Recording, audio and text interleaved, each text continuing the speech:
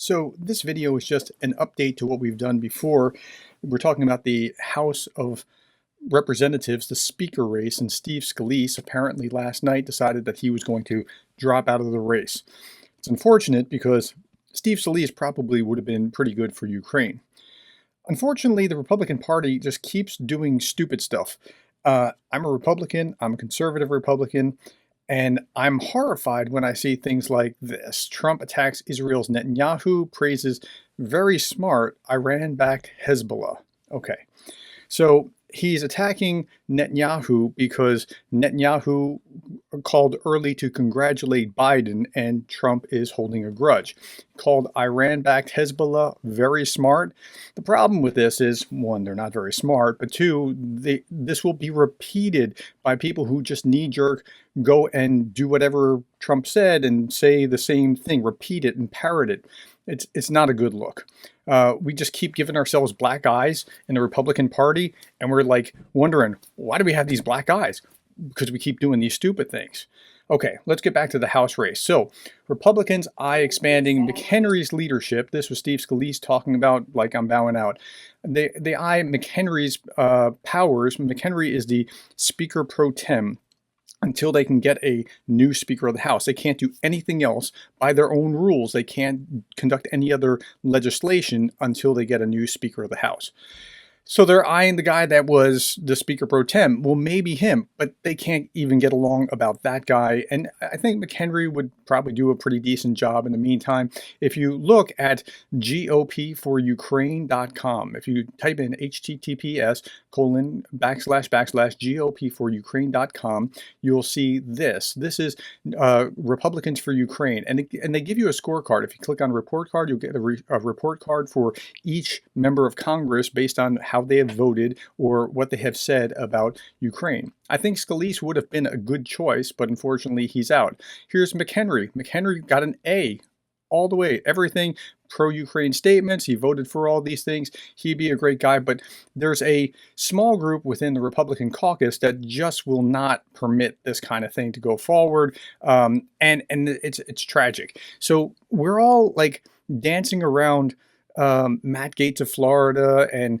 Marjorie Taylor Greene and a few others that are just kind of, the best analogy I can give you is like you're at Christmas or Thanksgiving dinner and everybody's tiptoeing around your crazy uncle. Maybe he was an alcoholic or had some mental problems or something, but everybody's like just trying to keep the peace with this guy. That's kind of what the Republican Party is going through, dealing with these somewhat radical types that they just have to have their way.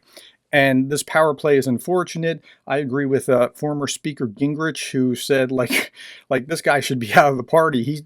Why are we allowing the 8 that voted against McCarthy? Why are we allowing an overthrow of 94% of the Republican caucus for the 4% that voted with the Democrats to oust him? Okay, at any rate, that's water under the bridge, but that's kind of the turmoil that we're in right now. At any rate, I think McHenry would be a good candidate, at least in the short term. You could give him a short-term deal so you can conduct business until such time, but I don't think they'll even go for that. So here's Fox News talking about who could be Republicans' next speaker candidate after Scalise bowed out. So you have Jim Jordan. He's a fairly conservative guy all the way through, but he's also kind of a Trumpian populist at the same time. Like he's going to be as Trumpian as he's going to be conservative, and so on Ukraine he's going to get a very poor rating. Okay, so Jim Jordan would not be healthy for Ukraine. Okay, so who else is there? So again, here's Gaetz and Green blasting the closed-door speaker discussions. Okay, so there's another guy that's next in line and probably the most likely contender. He's the majority whip. Okay, so the majority leader was Scalise, and generally speaking, the majority leader would then become speaker, or would be next in line, most likely to become speaker. The majority whip is the second or the third guy in line. So there's the speaker, and then the majority leader, and then the majority whip, who would be next in line more than likely. But nobody really knows Tom Emmer. That might be kind of a good thing that most people don't know him. I don't know whether he is liked or not liked enough that he's going to have problems. My guess is that if nothing happens with him, they're going to find some kind of compromise candidate that's just so bland that nobody thinks that he's going to be attacking either side or bad for either side of the split within the Republicans. Okay, so that's Tom Emmer. How does he look? Well, here we are in the report card, and he's got a excellent view of, or excellent grade on Ukraine as well. So that's good news. Jordan has a terrible grade, and Emmer has a very good grade. And then the third one here was the Speaker Pro Tem, Patrick McHenry, who, again, if they could just get along long enough to do that, McHenry had a very good grade as well. And where was that? It was here. Okay, so I showed you all that, and now I'm going to say this. If you want to know how Republicans are voting on Ukraine, you go to gopforukraine.com, you look that up, and then you can look up every member, and you can just see how they voted, if it's poor, if it's okay, if it's excellent, whatever it is. And you can just look at these, you can select by grade and see that there are a lot of pretty good A's and B's here. And it's not until, there's some C's and then there's some F's.